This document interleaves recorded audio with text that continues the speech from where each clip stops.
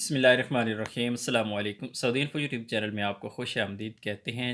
जितने भी लोग सऊदी अरेबिया से अपने ममालिक ट्रैवल करना चाह रहे थे या फिर सऊदी अरेबिया को जाना चाह रहे थे और आपने अगर अपनी टिकट्स बुक करवा रखी हैं तो ऐसी सूरत में आपको क्या करना होगा।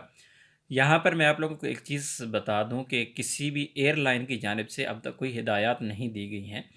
लेकिन जो माज़ी का जो हमारा तजर्बा है, जब फ़्लाइट्स कैंसल हुई थी कोरोना की वजह से सऊदी अरेबिया की, और उस वक़्त लोगों की जो फ़्लाइट्स कैंसल हो गई थी, टिकट्स पेंडिंग चली गई थी, उनका क्या हुआ मैं आज आप लोगों को डिटेल यहाँ पे बताऊँगा। और उसके हिसाब से ही आप लोग बेहतर अपना फ़ैसला कर पाएँगे कि आपने करना क्या है, जो आपकी टिकट बुक हो चुकी है ऑलरेडी उसका क्या करना है। सबसे पहले मैं आप लोगों को बता दूं कि अगर तो आपके पास टिकट है सऊदी एयरलाइन की, तो ऐसी सूरत में आपको बिल्कुल भी घबराने की ज़रूरत नहीं है। सऊदी एयरलाइन की टिकट आपके पास है, ऐसी सूरत में उसे आप किसी भी वजह से कैंसिल मत करवाइएगा। जो ही फ़्लाइट स्टार्ट होंगी, जब भी फ़्लाइट्स अवेलेबल होंगी, आपको फ़्लाइट मिल जाएगी। किसी भी किस्म के नए चार्जेस आपको नहीं अदा करना होंगे।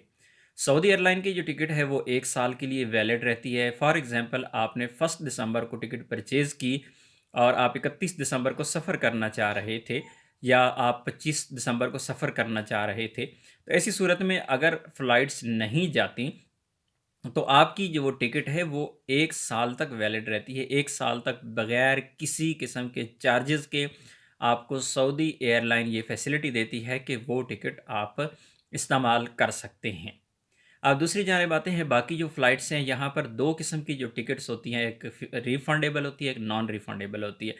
जो नॉन रिफ़ंडेबल होती है वो तो आपको एडजस्ट करवाना ही पड़ती है, उसके लिए तो आपको पे करना ही पड़ता है। जब भी आप उसे एडजस्टमेंट करवाएँगे, ज़ाहिर है वो रिफ़ंड तो होती नहीं है, वो उसकी पेमेंट तो आपको वापस आ नहीं सकती, चाहे किसी भी एयरलाइन से आपने खरीदी हुई है। वो हर एयरलाइन का जो ऑप्शन दिया होता है कि आप नॉन रिफ़ंडेबल, क्योंकि थोड़ी सस्ती होती है इस वजह से लोग लेते हैं।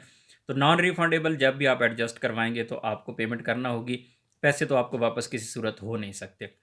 जो रिफ़ंडेबल हैं और बाकी जो एयरलाइंस हैं, चाहे वो इत्तेहाद एयरलाइन है, चाहे वो पीआईए है, चाहे वो इसके अलावा कोई भी गल्फ़ है, किसी भी किस्म की कोई एयरलाइन है, तो बाकी एयरलाइंस सऊदी एयरलाइन की तरह फ़ैसिलिटेट नहीं करती।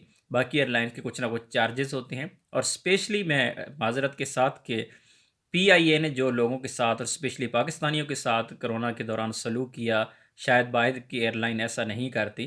क्योंकि पीआईए ने जब फ़्लाइट स्टार्ट की कोरोना के जो वजह से बंद हुई थी फ़्लाइट ऑपरेशन, उसके बाद दोबारा जब फ़्लाइट ऑपरेशन शुरू हुआ तो पीआईए ने पुरानी टिकट्स को, जिनके पास टिकट्स अवेलेबल थी, उनको एक्सेप्ट नहीं किया। उन्होंने कहा ये आपको रिफ़ंड करवाना होगी, नई टिकट खरीदना होगी, क्योंकि नई टिकट की कीमत बहुत ज़्यादा थी और लोगों को मजबूरन नई टिकट्स खरीदना पड़ी। इसके अलावा उनके पास कोई हल नहीं था। तो इस वक़्त अगर आपके पास ये टिकट मौजूद है, हो सकता है एक आने वाले वक़्त में पीआईए भी सऊदी एयरलाइन से सीख जाए कि ऐसा ना करे। लेकिन जो माज़ी का तजुर्बा है वो बहुत बुरा है पीआईए का, और सऊदी एयरलाइन का सबसे अच्छा तजुर्बा रहा। इसके अलावा बाकी एयरलाइंस भी बेहतर रहीं जिन्होंने एडजस्ट किया सीटों को, लेकिन पीआईए ने एडजस्ट नहीं किया। अगर किसी की कोई सीट एडजस्ट हुई भी तो उसके लिए काफ़ी ज़्यादा चार्जेज़ अदा करना पड़े।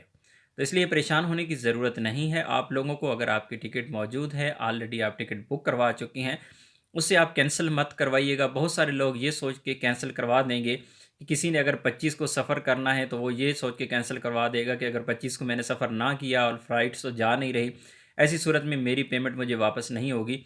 तो सऊदी एयरलाइन की आप गलती मत करें, बिल्कुल भी कैंसिल ना करवाइएगा। ऑटोमेटिकली आपकी सीट इंशाल्लाह एडजस्ट होगी, जिस तरह पहले सऊदी एयरलाइन ने किया। पीआईए की है, अगर आप छोड़ना चाहें तो उसे छोड़ दें और बाद में उसे एडजस्ट करवाइएगा। आपको चार्जेस अदा करना होंगे जिस तरह माजी में अदा किए। हो सकता है आने वाले वक्त में ऐसा ना हो, लेकिन माजी में पिछले दिनों, पिछले 2-3 महीनों में जिन लोगों ने अपनी सीट एडजस्ट करवाई थी, तमाम लोगों को पेमेंट करना पड़ी थी।